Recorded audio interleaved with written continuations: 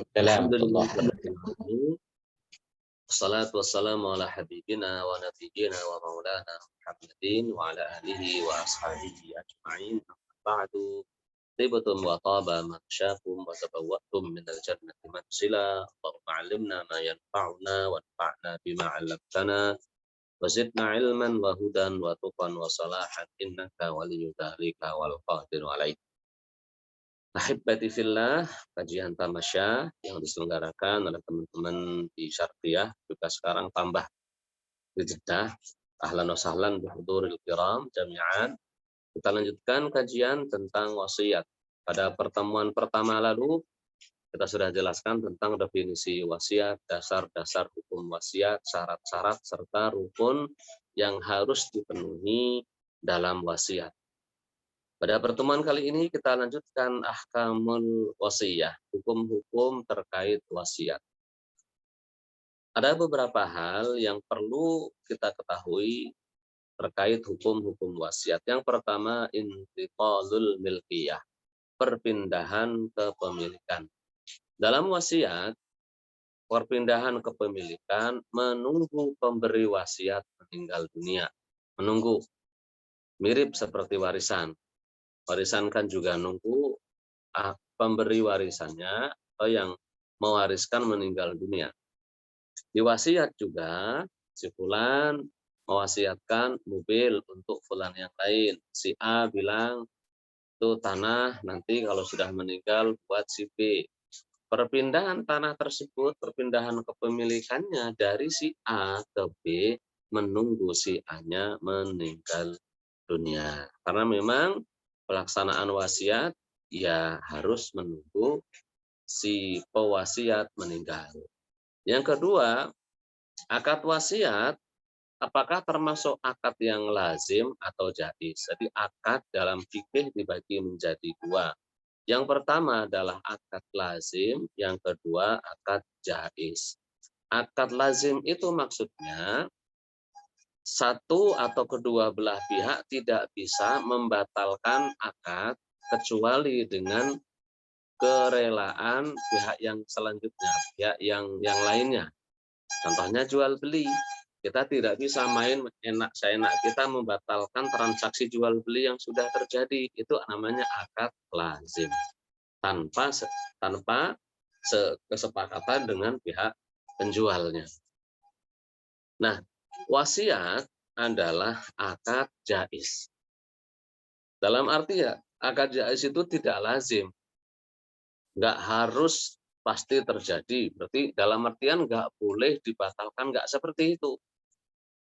Akad wasiat itu adalah akad yang jaiz, jadi pemberi atau penerima wasiat boleh membatalkan akad wasiat ini kapanpun mereka mau. Pak Joko berwasiat pada si fulan, rumah yang di mungkin Jawa Tengah, atau rumah yang di Jakarta, atau rumah yang mana untuk si fulan. Boleh bagi Pak Joko untuk membatalkan wasiat tersebut, boleh. Sebab wasiat adalah akad jaiz, bukan akad yang lazim.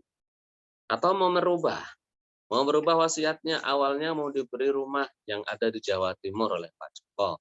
Lalu Pak Joko ganti, enggak jadi, yang rumah Jawa Timur enggak jadi untuk si fulan. Si fulan rumah yang ada di Jawa Tengah saja. Boleh. Atau kadarnya mau dikurangi. Awalnya berwasiat tanah 1 hektar untuk si fulan. Kemudian seiring berjalannya waktu, karena pemberi wasiatnya masih hidup, pengen merubah, kayak nggak cocok itu kalau 1 hektar. Mau ditambahilah, boleh, mau ditambahi. Mau dikurangi juga boleh, bahkan mau dibatalkan juga dipersilahkan. Sebab wasiat adalah akad yang jaiz.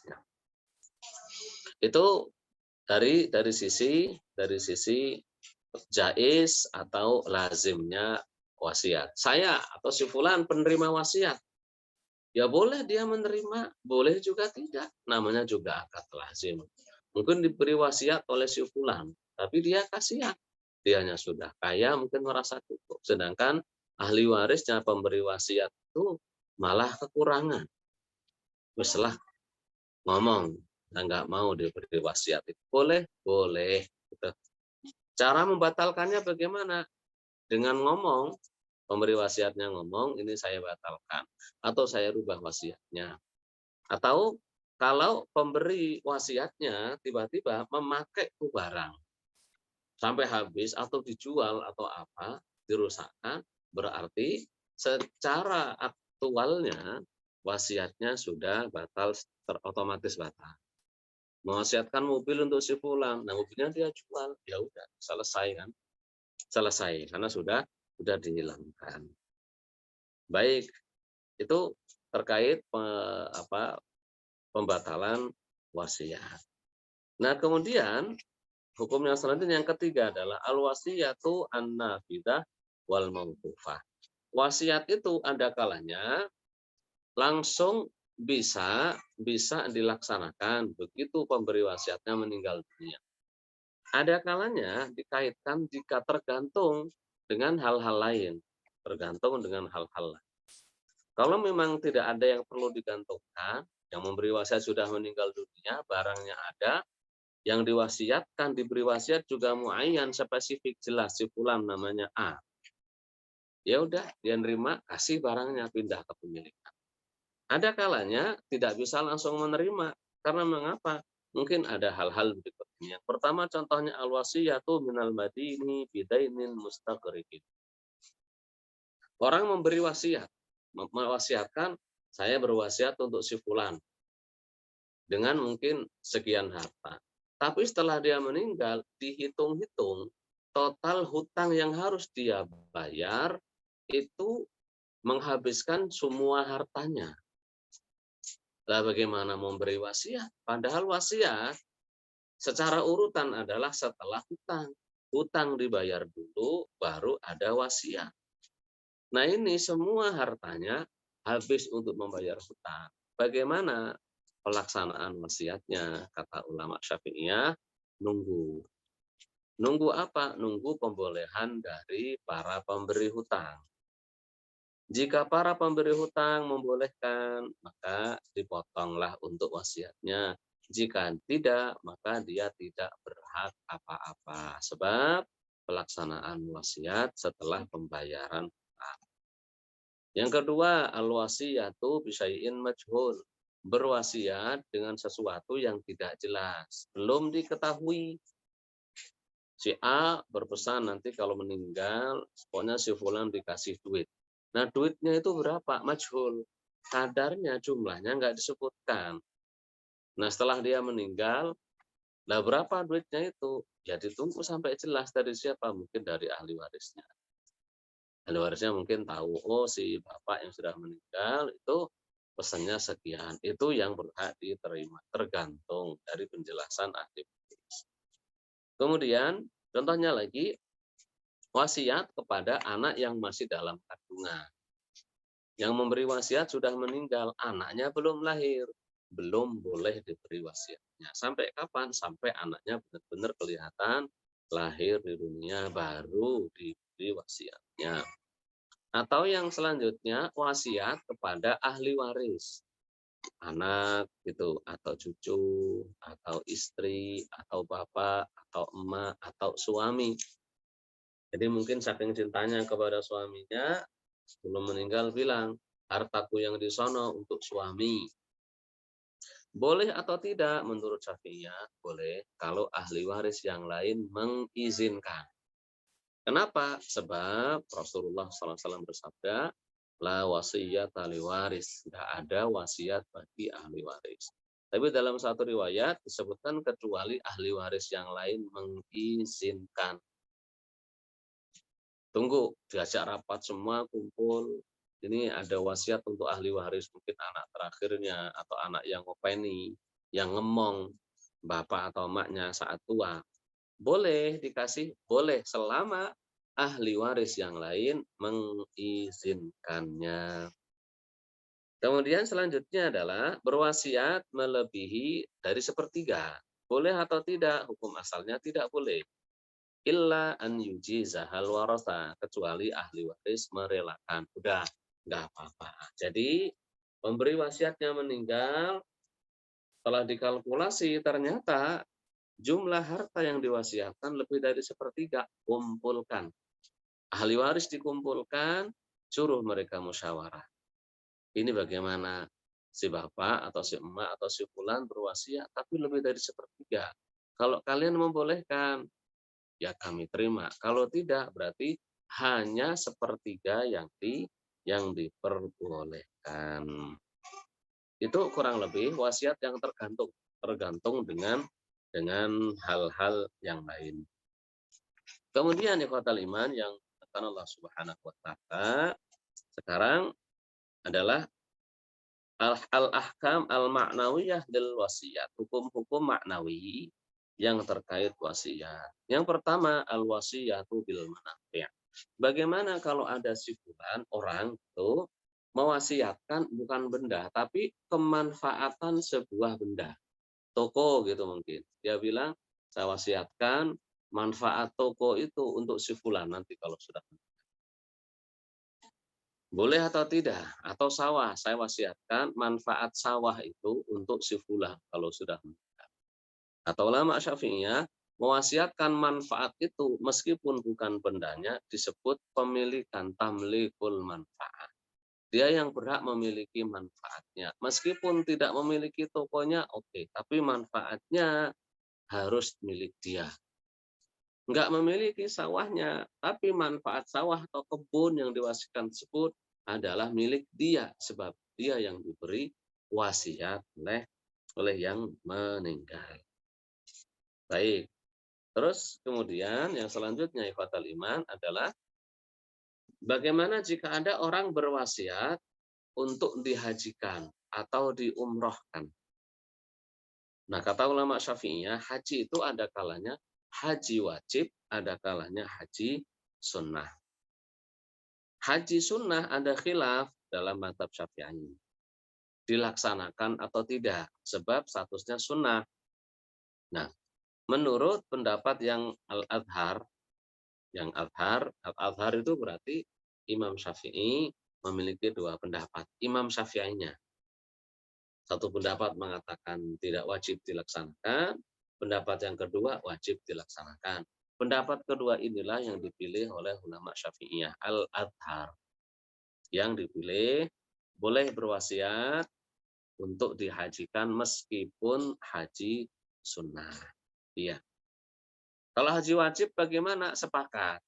Haji wajib itu sepakat boleh, bahkan kalaupun si fulan yang belum berhaji wajib tadi tidak berwasiat, menurut ulama Syafi'iyah, kok dia punya hartanya cukup untuk membadalkan orang, harus diambil hartanya dulu. Sebab, ya kalau memang dia mampu untuk pergi haji, males-malesan daftar, maka telah berdosa. Cara menghilangkan dosanya bagaimana? Membayar hutang pada Allah. Wa dainullahi ahaqqu an yuqda.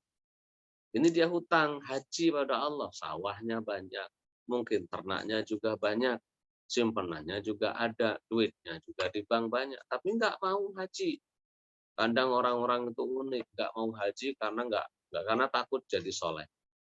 Unik, belum siap jadi soleh. Jadi kalau haji itu pasti harus soleh. Ya unik wah, yang namanya manusia tetap ada salahnya. Kalau haji nggak akan bisa salah, kan ya nggak seperti itu. Maksudnya kalau memang ada kesempatan haji saja. Jangan ada istilah takut soleh lah nanti kalau haji nggak bisa gina nggak bisa neko-neko. Jangan seperti itu. Memang kita nggak boleh meniatkan yang seperti itu neko-neko dulu nanti kalau udah nggak siap neko-neko baru haji. Lah, emang umurnya bisa sampai gitu ya. Semoga kita panjang umur semua. Amin ya rabbal alamin. Jadi si fulan kalaupun dia tidak berwasiat untuk dihajikan haji wajib, meninggal belum haji, ahli waris harus mengambil duitnya dulu. Pakai membayar hutang, salah satunya hutang pada Allah ini. Ambil untuk membayarkan haji badal. Tahu berapa sekarang? Tahun ini kalau nggak salah dari 15-an sampai 20-an sekian. Sampai 25, 23 tahun ini. Dulu masih dapat 12, 13 dulu. Tahun ini paling murah 15 itu jarang yang ngambil. kan 15. Itu diambil dulu untuk haji. Ya, kalau haji sunnah ya bagaimana? Ya diambilin saja namanya haji sunnah. Diambil untuk wasiat, bayar hutang dulu kepada makhluknya, mungkin punya hutang tanggungan apa. Kalau itu diambilkan untuk haji sunnahnya tadi, lalu sisanya baru dibagi waris. Ya, dihajikannya dari mikot sana dalam artian bayar orang-orang di mikot saja. Bayar orang-orang seperti Pak Joko, seperti antum yang tinggal di sekitar mikot, mungkin tinggal di Rabil atau mungkin tinggal di mana? Tinggal di Sail Kabil. Atau dari Indonesia sini, kalau orang Indonesia tergantung yang dipesankan oleh pemberi wasiat. Jika dia menginginkan saya pengennya dihajikan dari Indonesia, orang yang menghajikan saya adalah orang yang dari Indonesia, bukan orang sana. Maka dicarikan orang dari Indonesia, tentunya lebih mahal dong. Nah iya, apalagi kalau haji furoh dan tidak tahu berapa ratus juta sekarang. Ya, kalau hajinya harus ngantri, kadang ngantri 20 tahun. Ya namanya ngantri kan gitu. Mungkin cuma 50 juta, tapi kan ngantrinya berapa? Kurang tahu. Jadi boleh, tetap boleh sesuai dengan keinginan dia. Kalau mutlak, dia nggak mensyaratkan, yang penting tolong hajikan saya. Ya boleh dari Indonesia, boleh bayar rekan-rekan mahasiswa. Atau mungkin tenaga-tenaga musiman, temus yang tiap musim haji itu kan ada tenaga musiman. Itu boleh, bayar mereka saja, kita nggak masalah. Sebab pemberi wasiat tidak mensyaratkan harus dari Indonesia.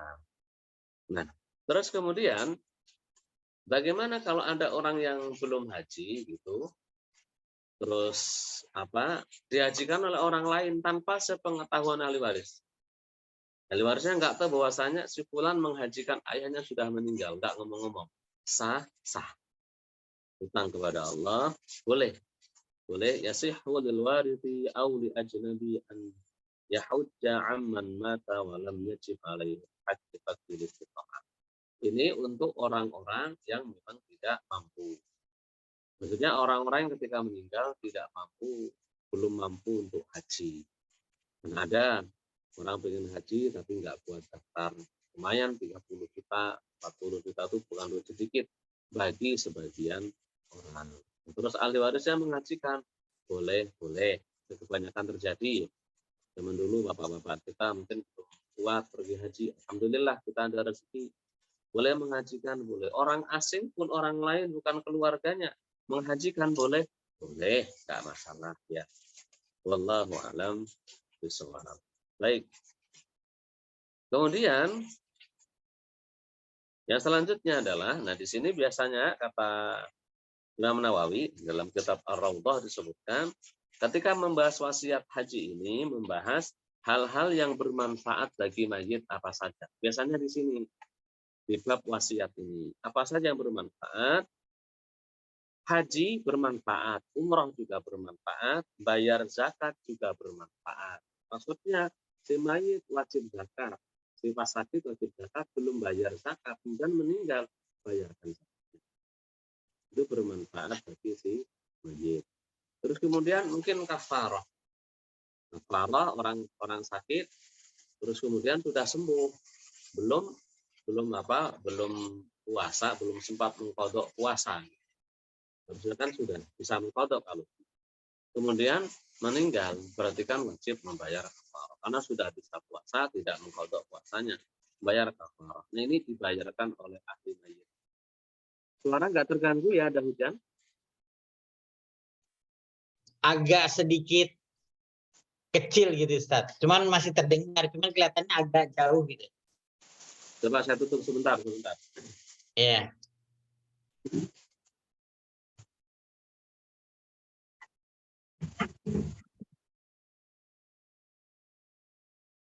Iya. Sekarang lebih jelas mungkin? Iya, sekarang lebih jelas, lebih agak keras. Iya. Nah, baik. Ya. Jadi hal-hal yang bermanfaat bagi mayit secara prinsipnya kebaikan bermanfaat bagi mayit, termasuk haji, zakat, sedekah, doa itu bermanfaat bagi mayit. Kemudian bagaimana dengan bacaan Al-Qur'an? Kalau sedekah biasa, sedekah duit ke masjid, sedekah untuk pesantren, sedekah bangun sumur, sedekah bangun masjid atau musala, sedekah untuk pengadaan lahan pemakaman umum, itu seluruh ulama ijma bermanfaat bagi mayit. Maksudnya pahalanya itu bisa sampai ke mayit tanpa mengurangi pahala kita. Bermanfaat bagi mayit. Nah, kemudian ya kalau dalilnya apa? Waladin saleh yang idza mata bunu adam in qata'a amaluhu illa min salas, dan hadis-hadis yang lain. Ada yang tanya kepada baginda Nabi sallallahu alaihi wasallam, "Ya Rasulullah, bapakku itu sudah nazar wajib haji, tapi belum haji. Boleh aku berhaji untuknya?" Boleh. Bahkan Rasulullah memberikan rumus, "Wadainullahi ahaqqu an yuqta." Kalau bapakmu punya hutang, orang tuamu punya hutang kepada orang lain, apakah kamu bayar? Iya. Kata baginda Nabi, hutang pada Allah lebih berhak untuk dibayar. Ini dia sudah nazar, mungkin sudah wajib haji, belum haji, hajikan. Gitu. Jadi bermanfaat. Umrah juga bermanfaat bagi mayit, bermanfaat. Mungkin antum yang sudah umrah berkali-kali, mbok ya sekali-kali umrahkan mbahnya, Pak Joko di situ. Udah pernah umrahkan mbahnya belum, neneknya belum, buyutnya belum, masih kenal nggak dengan nenek-neneknya, buyut-buyutnya, atau saudara-saudaranya, mungkin pamannya, pakdinya yang mungkin belum sempat umrah. Seandainya ada kesempatan bagi mereka umrah, pasti mereka ingin umrah. Nah, antum di situ bisa sepekan sekali, sebulan sekali untuk umrah. Sekali berangkat, nanti bisa 2 kali umrah juga. Umrah, kemudian jangan dihabisin rambutnya untuk cukur. Pisahin 3 cm atau 5 cm, bilang 5 cm. Setelah selesai, besoknya pergi lagi ke Tan'im. Atau ke Ji'ranah, atau kemana. Umrah lagi untuk siapa temennya, mungkin punya temen yang sudah wafat, belum sempat umrah, diumrahkan sampai pahalanya. Bagaimana dengan bacaan Al-Quran? Bacaan Al-Quran ini ulama Syafi'iyah khilaf. Ulama Syafi'iyah khilaf terkait bacaan Al-Quran. Imam Syafi'i memiliki 2 pendapat. Pendapat pertama dalam kitab Al-Um, seingat saya beliau mengatakan tidak sampai bacaan Al-Quran. Jika kita baca, disedekahkan ke mayit, pahalanya itu tidak sampai dalam kitab Al-Um. Namun Imam At-Tirmidzi dalam Sunan At-Tirmidzi meriwayatkan dari Az-Za'farani. Az-Za'farani adalah salah satu muridnya Imam Syafi'i. Beliau meriwayatkan bahwasanya Syafi'i ada pendapat kedua. Pendapat kedua ini mengatakan pahala Quran sampai pada mayit. Dari 2 pendapat ini, mayoritas ulama Syafi'iyah mutaakhirin dari zamannya Ibnu Salah, Rafi'i, An-Nawawi, wa ma ba'dahum, Syarahul Minhaj, termasuk Suyuti, Ibnu Hajar, Ramli, Khatib Asy-Syarbini, dan ulama-ulama Syafi'iyah memilih pendapat yang sampai. Caranya setelah baca Quran, suruh baca, ya Allah sampaikanlah pahala bacaan Quran saya kepada si fulan yang sudah meninggal. Itu boleh. Terlebih Imam Syafi'i mensunnahkan, menganjurkan membaca Al-Quran di atas kuburan. Wa in khatama kana ahsan, kata Imam Syafi'i. Kalaupun menghatamkan Quran di kuburan, itu baik menurut Imam Asy-Syafi'i. Ingat, ini pendapat Imam Syafi'i. Antum mau ya monggo, enggak juga enggak masalah. Ini juga pendapat, tapi beliau juga pendapat, bukan sekedar pendapat ya. Baik, nah dalilnya apa? Dalilnya qiyas, dan ini juga nggak hanya pendapat Syafi'i. Ya, kalau nggak hanya pendapat mazhab Syafi'i, sampainya bacaan Quran itu pendapat jumhur a'immatus salafah. Abu Hanifah, Malik, dan Imam Ahmad itu sepakat pahala Al-Quran jika dikirimkan kepada mayit juga sampai. Apa dalilnya? Qiyas dengan haji. Qiyas dengan haji. Qiyasnya bagaimana? Haji amal baik. Ya, sedekah, qiyas dengan sedekah. Sedekah juga amal baik. Al-Quran itu apa? Bukan amalan baik. Kalau sedekah sampai pahalanya kepada mayit, karena dia kebaikan, Al-Quran itu dibaca juga kebaikan. Sabda baginda Nabi, la aqulu alif lam mim harf, walakin alif harf, walam harf, wa mim harf.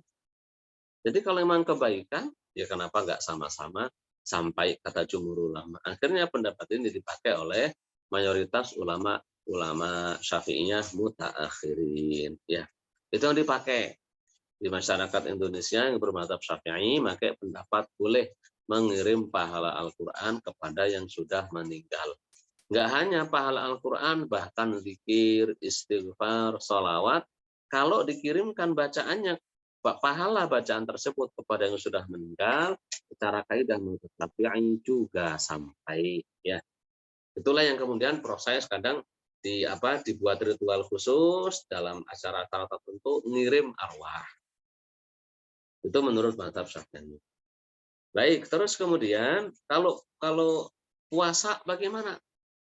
Puasa itu ada dua pendapat. Pendapat yang pertama, kaul jadid. Dalam kaul jadid, kalau ada orang punya utang puasa, tidak perlu dibayar puasanya. Pendapat yang kedua, kaul qadim, justru kaul yang dulu. Pendapat ulama Syafi'i, pendapat Imam Syafi'i ketika masih di Baghdad. Beliau berpendapat dalam mazhab yang qadim dulu, kalau ada yang meninggal punya utang puasa, maka ahli warisnya atau keluarganya atau kerabatnya berpuasa untuk yang meninggal. Rasulullah SAW bersabda dalam hadis Sahih Bukhari, "Man mata alaihi siyam shama anhu waliyuh." Siapapun yang meninggal dan memiliki utang puasa, maka yang berpuasa walinya. Walinya silakan berpuasa. Wali di sini bukan wali nikah, maksudnya kerabatnya, anaknya boleh, istrinya boleh, suaminya juga boleh, gitu. Ya, atau saudarinya juga boleh berpuasa untuk yang meninggal. Nah, kemudian kalau sholat bagaimana? Dalam mazhab Syafi'i, sholat tidak bisa digantikan. Orang sakit nggak sholat, ya nggak bisa. Ada kaul dudukil di kitab I'anatul Talibin dari Imam As-Subki. Beliau memfidyai ibunya. Itu sebagai bentuk kehati-hatian, khawatirnya ibunya pernah meninggalkan sholat ketika dalam kondisi sakit. Cuma kadang-kadang kaul ini kemudian digeneralisasi oleh sebagian masyarakat. Itu yang nggak benar juga. Itu kaul ini khusus yang dilakukan oleh Imam Taqiyuddin Subki pada ibunya. Ibunya ahli ibadah. Cuma di akhir hayatnya beliau ragu. Pas beberapa hari kemarin meninggal, dalam kondisi yang menurut beliau mungkin masih bisa sholat, tapi sepertinya belum sholat. Akhirnya dibayar fidyah. Ini tidak bisa digeneralisasi, sebab ini kasus khusus, ya khusus. Nah sekarang orang-orang yang malas sholat, memang sengaja nggak sholat, giliran mati kemudian dibayar fidyah, ya enak nggak bisa seperti itu. Sholat nggak bisa dibayar. Kalau puasa masih bisa, puasa masih bisa. Tapi kalau sholat itu ibadah badaniyah yang layak balun, latak balun niyabah, yang tidak bisa diwakilkan.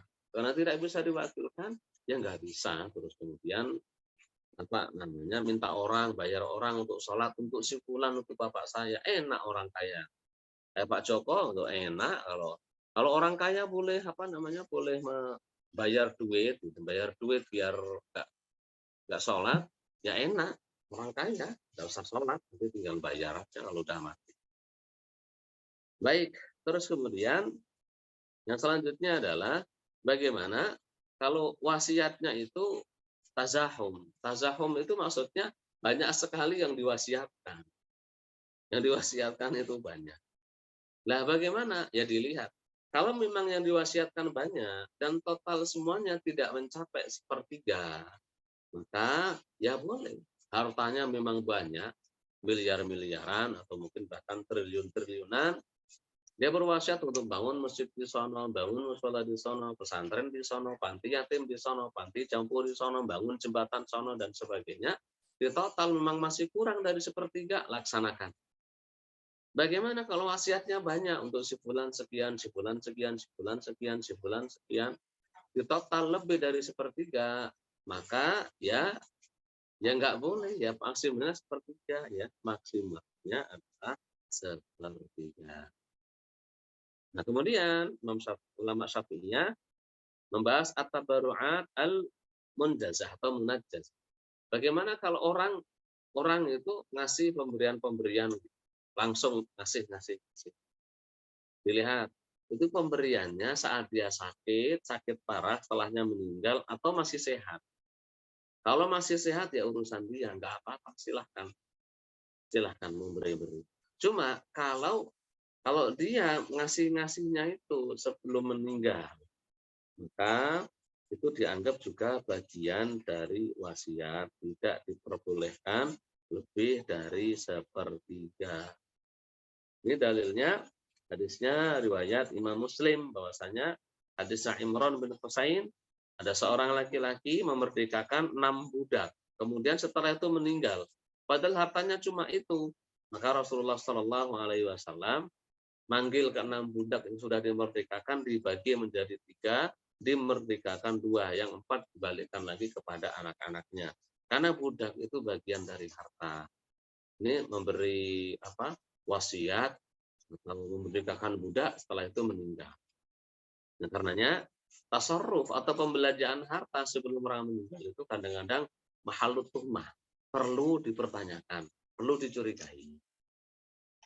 Dalam mazhab Syafi'i juga kalau di bab menikah, bab cerai, ada orang sengaja menceraikan istrinya sebelum meninggal. Kok niatnya biar istrinya nggak dapat warisan, maka talaknya nggak dianggap. Si istri ini tetap berhak mendapat warisan. Ya, seperti itu. Ya.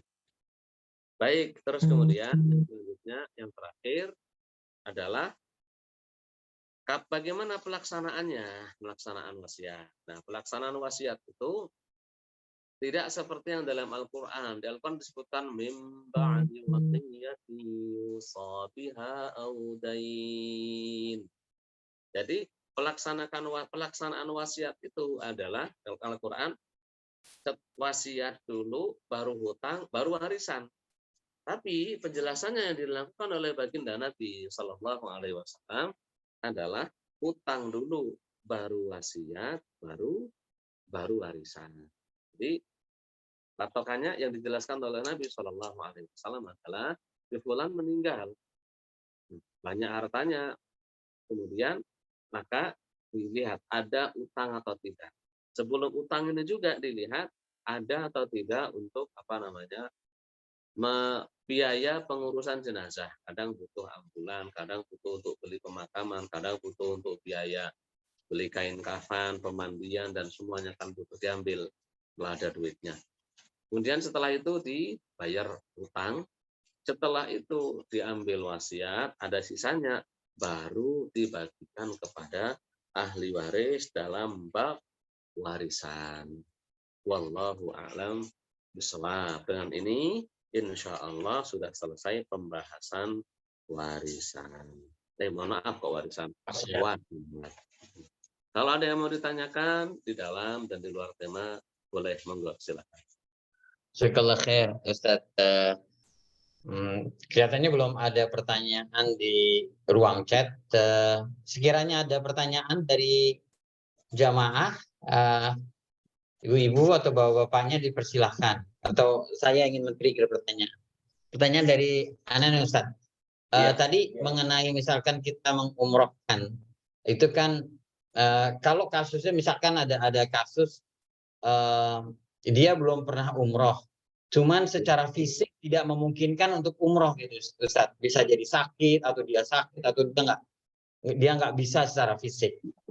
Apakah kita bisa mengumrohkan Ustaz? Bisa, itu ma'dhub namanya. Berhalang untuk melaksanakan umroh karena mungkin sakit atau sudah terlaksana, itu boleh. Haji pun boleh. Ada seorang sahabat yang bertanya, ya Rasulullah, orang tuaku sudah terlalu tua rentah, la tasbutu ala rahilah, nggak kuat naik kuda, nggak kuat naik unta dengan daun, nggak kuat. Boleh nggak aku hajikan? Boleh. Itu yang sering terjadi dari orang Riyadh, akhi. Jadi di orang, ya Masya Allah ya, namanya orang ya. Kita yang dari orang di Indonesia ngantri daftar haji, di Riyadh itu ribuan orang nggak mau haji, akhi. Takut. Ya kan, karena haji itu kan banyak orang takut gitu. Pilih nunggu tua, sudah nunggu tua, nanti dihajikan. bayar. Jadi setiap tahun kami itu dapat tawaran untuk menghajikan orang Arab, mohon maaf. Orang Arab loh ya, bukan orang luar Arab, orang Arab. Boleh nggak masalah? Tapi kalau misalkan orang itu ternyata masih mampu untuk secara finansial mungkin nggak mampu gitu Ustaz. Secara fisik kelihatannya masih bisa mampu. Lebih baik kita bantu gitu Ustaz ya untuk berangkat umroh. Lebih baik dibayarin umrohnya. Nah, contohnya mungkin antum punya saudara, memang orangnya Masya Allah, sangat layak lah untuk mendapatkan hadiah umroh. Hadiahin dia umroh. Antum dapat pahala umroh, dapat doa baiknya dia pasti itu. Terus pasti akan kebaikan. Nah, Ustaz.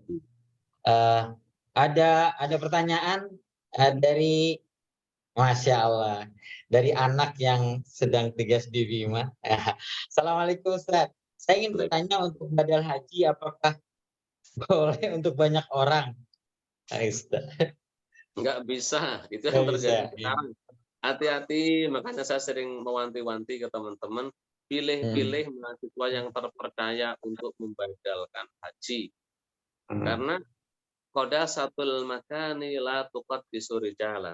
Benar Mekah Madinah itu tanah suci. Tapi tidak semerta-merta, tidak otomatis orang yang tinggal di Mekah dan Madinah suci jiwanya, enggak seperti itu. Banyak yang menerima badal haji murah-murahan tuh, kadang 10 juta. 10 juta masih mending, masih mahal ya. Yang 5 juta diterima. 5 juta, 5 juta, 5 juta. Tapi dari 50 orang, atau dari 10 orang minimal. 5 kali 10 kan 50 juta. Nah itu kemudian nanti di sono cuma ditahlilkan bareng-bareng. Setelah tahlilan ditulis saja namanya kasih sertifikat badal haji. Modalnya cuma 5 real, 3 real. Udah. Hati-hati. Kalau Anda badal haji kok harganya murah, hati-hati. Harganya mahal pun tanya yang membadalkan. Ingat, untuk antum, tidak untuk yang lain. Mau nggak kita hitam di atas putih bila perlu. Kita janjian, nggak boleh diwakilkan kepada yang lain. Ngomong sekarang harganya berapa. Karena kebanyakan mahasiswa itu, akhi, modelnya gini. Anak, mana badal? Anak berapa? Yang ke 15 juta. Oke, nggak apa-apa. Udah, deal. Lah, giliran dia ada tawaran yang lebih banyak 20 juta. Yang 15 juta itu nanti dikasih ke orang lagi. Dikasih. Nah, ketika dia ngasih ke orang, kadang dipotong. Dari 15 potong 2 juta, jadi 13. Dia yang nerima pihak kedua, kan udah jalur kedua nih. Yang kedua tadi, oke lah 13, belum ada yang lain.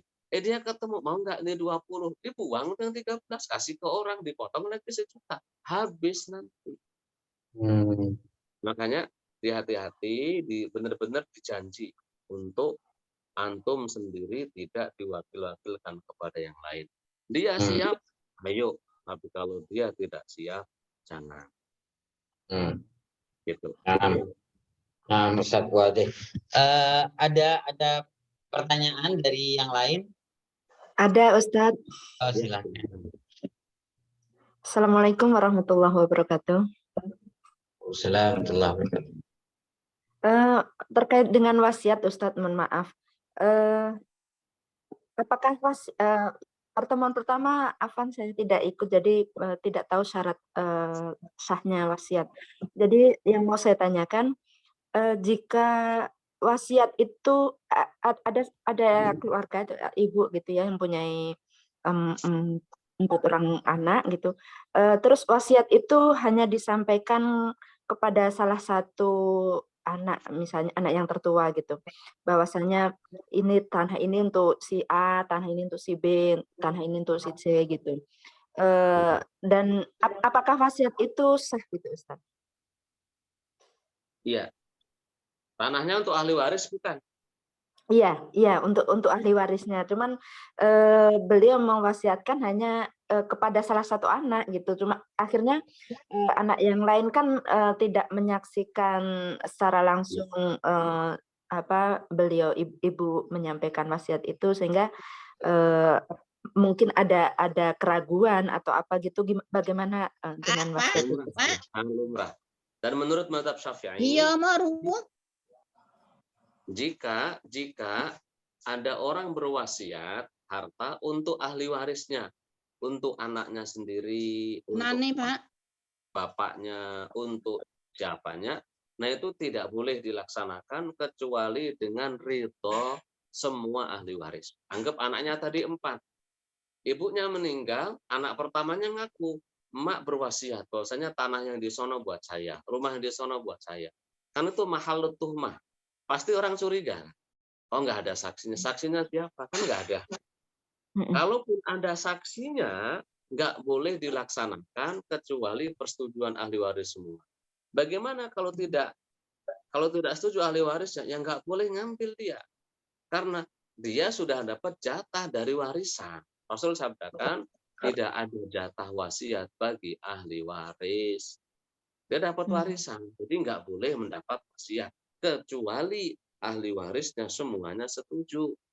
Kalau sampean dan saudara yang lain nggak setuju, nggak dapat dia. Meskipun ada taksi, meskipun di notaris, meskipun depan siapa, nggak dapat. Harus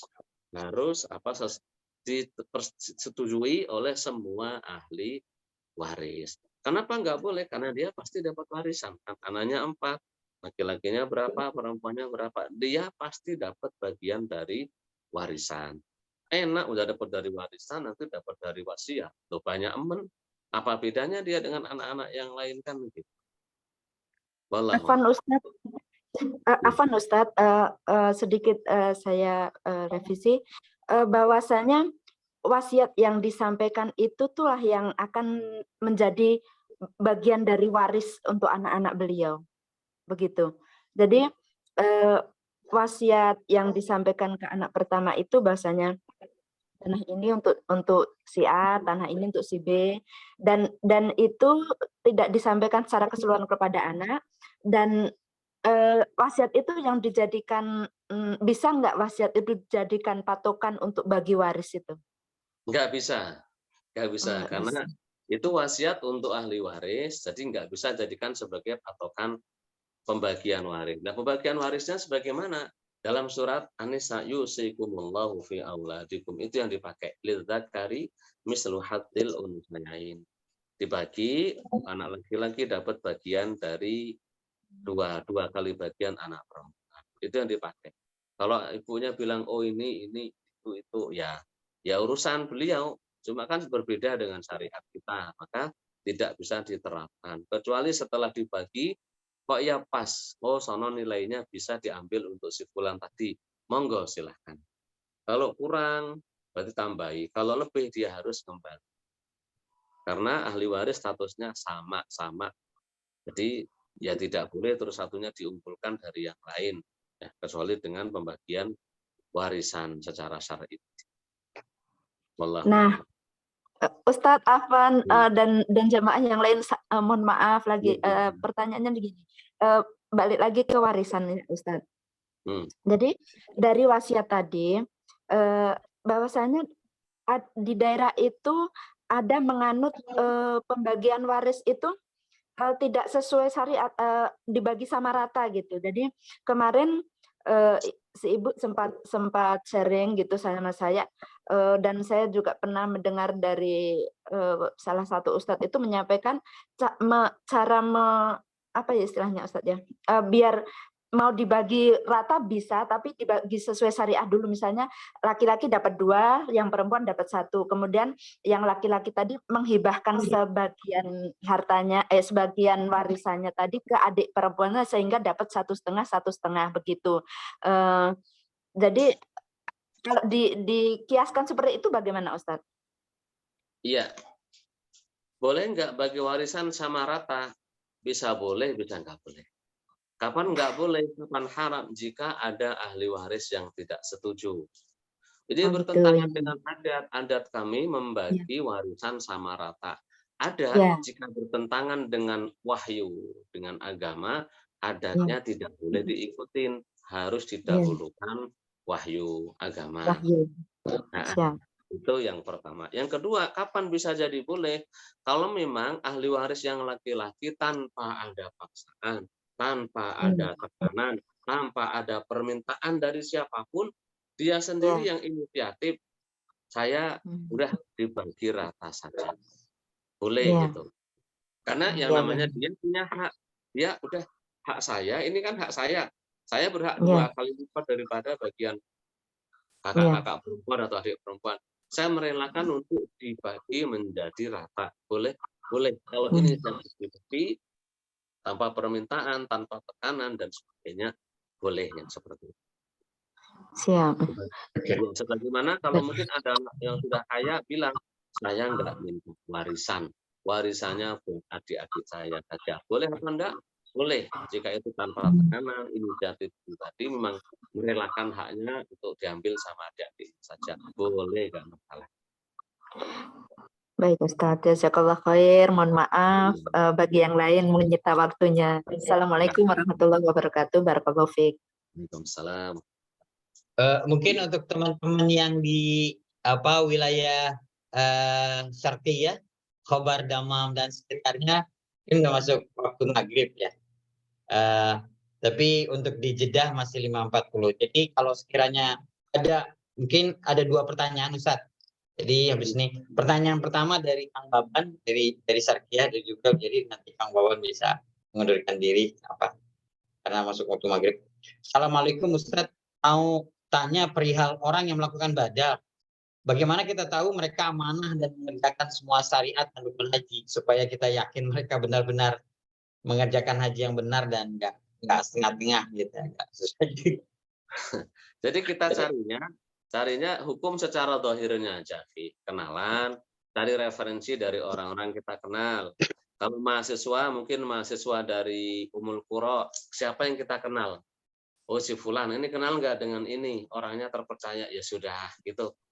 Kita nggak bisa mengawasi kamera CCTV 24 jam kan juga enggak. Kalau memang orangnya orang baik, mahasiswa yang terpercaya, wis. Cuma kalau mahasiswanya nggak terpercaya, ya jangan dikasih.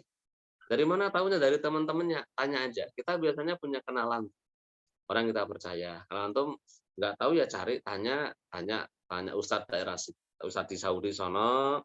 Saya pengen cari yang badanin, yang terpercaya, nanti melaksanakannya insya Allah sah, tidak dikasih ke orang lain lagi. Gitu. Insya Allah ketemu kalau dicari. Ya. Wallahu a'lam. Baik, mungkin satu lagi Ustadz. Ya. Apa bisa baca Al-Quran diniatkan buat ibu, bapak, dan nenek itu pada saat kita ngaji, pada saat kita Sudah meninggal gitu. iya. Lah iya, itu tadi yang kita bahas. Menurut imam yang 3, Abu Hanifah, Malik dan Ahmad bisa sampai baca Quran diniatkan pahalanya untuk nenek, kakek, bapak sudah meninggal sampai. Menurut Imam Syafi'i ada 2 riwayat yang dipakai fatwa oleh ulama mutaakhirin dari zaman Ibnu Salah, Imam Rafi'i, Imam Nawawi dan seterusnya ke sini sampai juga. Jadi seolah-olah 4 mazhab itu sepakat bacaan Quran kalau diniatkan untuk yang sudah meninggal sampai pahalanya insya Allah. Wallahu a'lam bishawab. Itu ya. Ya. Mungkin untuk topik wasiat sudah selesai Ustaz. Sudah selesai? Udah tinggal mungkin Ustaz. Baik. Sebagai penutup, ya alhamdulillah pembahasan wasiat ini sudah selesai. Ya semoga Allah Subhanahu wa taala menjadikannya ilmu yang bermanfaat, bagi yang sudah tahu menjadi tazkir pengingat, bagi yang belum tahu menjadi wawasan baru yang menunjukkan bahwasanya hasanah Islam, keilmuan Islam itu benar-benar luas, mencakup semua sendi kehidupan kita. Semoga panjang umur, sehat dijaga Allah Subhanahu wa taala dalam keimanan, ketakwaan dan keistiqomahan dalam kebaikan. Wa'afu minkum. Wassalamualaikum warahmatullahi wabarakatuh. Waalaikumsalam warahmatullahi wabarakatuh. Jazakallahu khairan.